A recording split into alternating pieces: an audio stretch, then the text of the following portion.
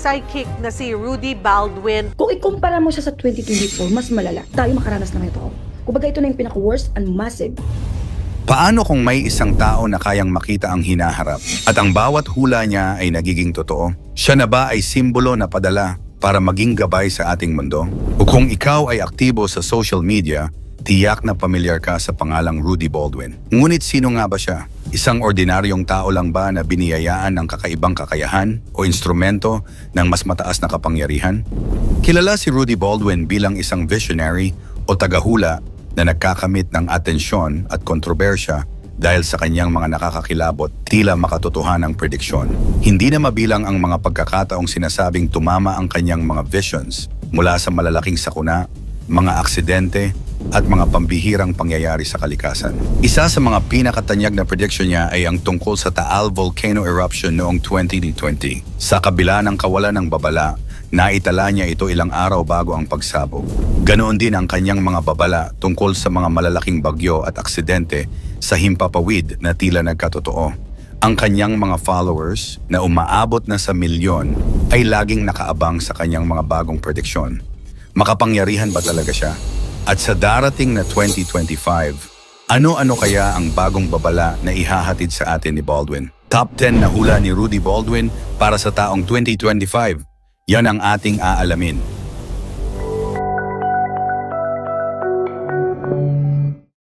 Aso ang bayani, ang tagapagligtas ng 2025. Sa gitna ng isang napakalaking bagyo, isang aso ang naging bayani ng taon. Ayon sa hula, tumalon ang asong ito mula sa bangka upang hilahin ang mag-inang nalulunod. Sa kabila ng kawalan ng lakas, nagawa ng aso na magligtas ng buhay. Magsilbing inspirasyon daw ito sa atin na minsan, kahit ang mga hayop ay nagiging instrumento ng Diyos para sa kabutihan. Sa taong 2025, tila ang mga hayop ay magpapamalas ng kakaibang talino at kabayanihan. Ang malalakas na bagyong darating sa Pilipinas. 3 bagyo ang babagsak sa Pilipinas na pinangalanang may mga letrang O, S at P na magdadala ng malawakang pinsala. Itinuturing ang mga ito bilang ilan sa pinakamalalakas sa kasaysayan na maihahambing paraw sa bagyong Yolanda at iba pang trahedya ng bansa. Ang payo ni Rudy Baldwin, maghanda na ng pagkain, tubig, emergency kit at plano sa evacuation, lalo na sa mga nakatira sa mabababang lugar dahil ang panahon ng sakuna ay maaaring dumating ng walang babala o palugit. Ang paglabas ng mga kakaibang insekto dahil sa sobrang init, ang tag-init daw sa 2025 ay magiging doble sa tindi. Dahil dito maraming insektong nagtatago ang lalabas, pati na rin ang ilang uri ng hayop na hindi pa natin nakikita. Ayon kay Rudy, ito ay epekto ng pagbabago ng klima. Pinapaalalahanan niya tayong magtanim ng puno at iwasan ang labis na paggamit ng teknolohiya na nagdudulot ng polusyon. Isang bagong pandemya. Isang kakaibang sakit ang maaaring kumalat na nagmumula sa hangin. Magdudulot ito ng mga bootleg sa katawan na kasing laki ng piso at kapag pumutok ay maglalabas ng dugong kulay itim o berde. Bagamat hindi ito nakakahawa, maaari itong maging mapanganib, lalo na sa mga may sakit sa puso o mahinang resistensya. Ang tanging paraan daw upang labanan ito ay ang magpagamot agad at panatilihing malinis ang kapaligiran. Pagtaas ang crime rate sa Pilipinas, ayon kay Rudy Baldwin, ang krimen sa 2025 ay tataas ng husto. Kasama rito ang mga panggagahasa, pagpatay, at pagnanakaw. Ang nakakakilabot, karamihan sa mga suspek ay mismong mga kamag-anak o kaibigan pa ng biktima. Pinapaalalahanan niya ang lahat na maging maingat, magtiwala lamang sa mga taong tunay na kilala at maglagay ng aso bilang bantay sa bahay. Himala sa langit, ang paghalik ng araw sa kalupaan. Magkakaroon daw ng mga kakaibang pangyayari sa kalangitan tulad ng araw na tila napakalapit na sa lupa. May mga pagkakataon din na ang langit ay magiging kulay apoy. Kapag biglang dumilim ang langit kahit na mainit ang panahon, babala ito ng isang aksidente o sakunang tatatak sa kasaysayan. Sa taong ito, 3 malalaking aksidente sa himpapawid ang magaganap ayon kay Rudy. Ang paglubog ng Indonesia at lindol sa Pilipinas. Habang ang Pilipinas ay patuloy na niyayanig ng malalakas na lindol, ang bansang Indonesia naman ay makakaranas ng matinding paglubog at pagsabog ng mga bulkan. Sa Pilipinas, tila papalapit na ang sinasabing The Big One. Kaya't mariing payo ni Rudy na palaging maging handa at alamin ang mga ligtas na lugar sa ating mga komunidad. OFW, ang taon ng luha at trahedya. Ang mga Overseas Filipino Workers, OFWs, ay makakaranas ng matinding pagsubok at trahedya. May mga biktima ng krimen, aksidente, at ilang kaso ng depresyon na nauuwi sa pagpapatiwal o trahedya.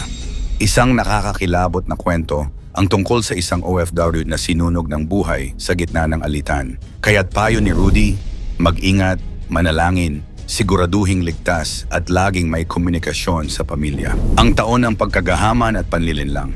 Ayon sa hula, ang taong 2025 ay magiging taon kung saan ang kasakiman at panloloko ay nangingibabaw. Maraming tao ang magiging sakim sa pera, material na bagay, at kapangyarihan.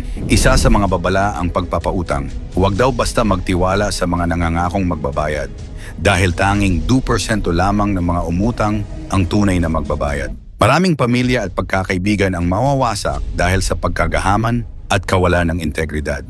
Ang trahedya ng mga atleta at sikat na personalidad. Pagkakaroon daw ng aksidente kung saan maraming sikat na tao, kabilang ang mga atleta, ang masasawi. Ang ilang aksidente ay dulot ng matinding klima at kakaibang kidlat na kayang hatiin ang mga sasakyang panghimpapawid. Bukod dito, may mga kilalang artista at veterano na makakaranas ng matinding depresyon. Isang young star umano ang magpapakamatay dahil sa sobrang stress. Paalala ni Rudy, mahalaga ang komunikasyon sa pamilya upang maiwasan ang ganitong trahedya. Bagamat maraming tao ang naniniwala sa mga hula ni Rudy Baldwin dahil sa tila tama at eksakto ang kanyang mga prediksyon, mahalagang suriin ang mga ito ng mas kritikal. Ang kanyang mga babala ay karaniwang malalawak at maaaring maganap sa natural na takbo ng panahon, tulad ng mga bagyo, lindol o aksidente. Ito ay mga pangyayaring hindi naman lubos na nakakagulat dahil likas na sa mundo ang ganitong mga sakuna.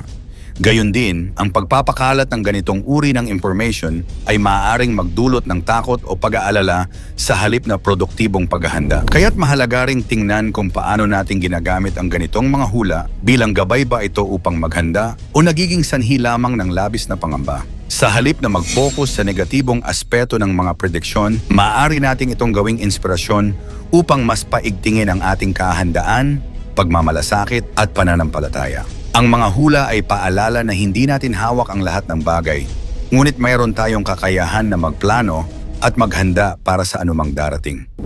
Maaari rin nating gamitin ito bilang pagkakataon na palakasin ang ating ugnayan sa pamilya, mga kaibigan at komunidad. Sa huli, nasa atin pa rin ang kapangyarihang gawing mas makabuluhan ang bawat araw sa kabila ng mga hamon sa hinaharap. Ayon kay Rudy Baldwin, ang 2025 ay taon ng mga pagsubok, ngunit maaari rin itong maging taon ng pag-asa kung tayo ay magtutulungan, magdarasal at magiging handa. Ikaw, naniniwala ka ba sa kanyang mga hula? Ikomento mo naman ito sa ibaba. Huwag kalimutang mag-like and share. Maraming salamat at God bless.